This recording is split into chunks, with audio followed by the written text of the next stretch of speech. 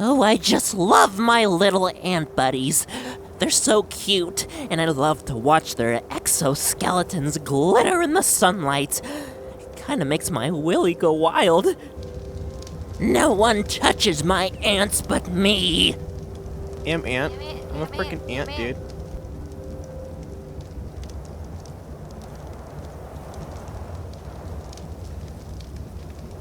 What the frick?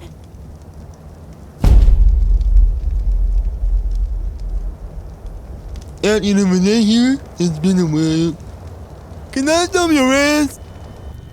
Sorry, Anteater. I can't. These are my only ants. Can I thumb your ass? Please. These are my only ants. They're my only Can I friends. thumb your ass? But these are the only ants that play in my box.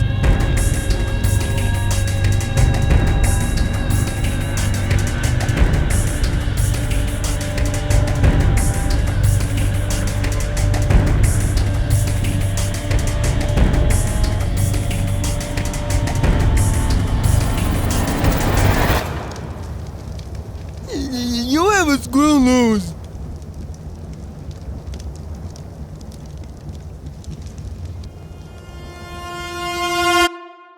You thought you could have my ants? I'll kill you.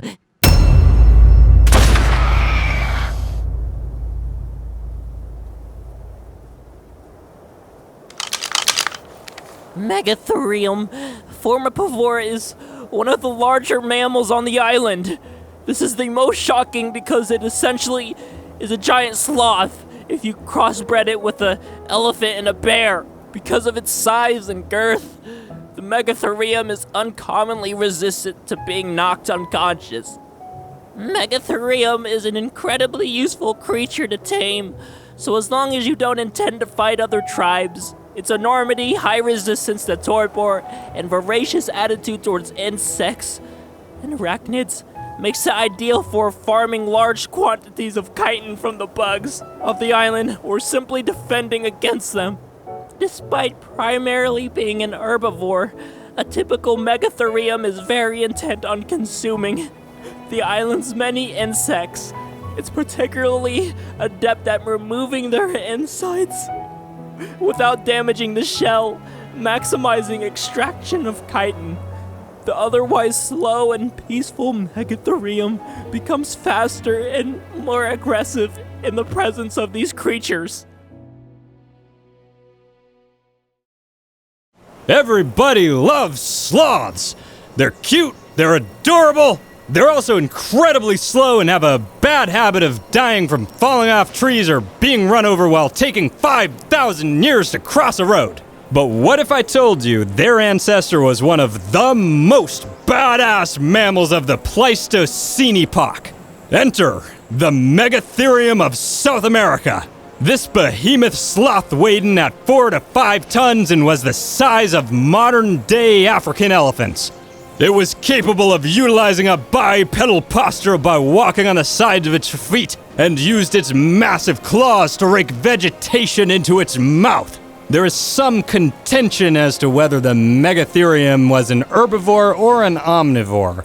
So ARK's version incorporating insects into their diet is definitely within the realm of possibility. Unfortunately, like all the other cool animals that existed during this time, they went extinct about 10,000 years ago due to human migration. Pretty cool stuff. Thanks to our local paleontologist for the hot nerd info on this very exciting anteater with an A. When I got my first glimpse of this guy, I gotta tell you, I was impressed. Impressed with how ugly it was.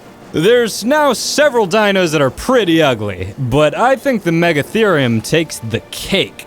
I mean, look at that greasy looking fur. Yuck! Please, people, remember to wash your hair. Nothing is more of a turnoff than greasy hair. Other than that, I'm pretty surprised by how massive this gal is. Is this the largest omnivore ever to be added to ARK ever? Will this omnivore be responsible for worldwide server wipes? Has ThickBait gone too far? Of course not! But it is the largest herbivore omnivore looking thing to be added to the game. I really hate insects. They're just so sticky and icky. They're sticky ickies. I'm so glad I live in Freedom Land. I apparently have a lot of Aussie fans, and they have to deal with disgusting, massive yuckies on the daily. Hi, Tasmania, Australia. I'm looking at you. But let me ask you, was this your reaction when visiting a cave in ARK for the first time? Oh yeah, the sucky yucky. Oh my god, please don't touch me. Ew, don't give me the sucky yucky ew touch. Don't fucking touch me!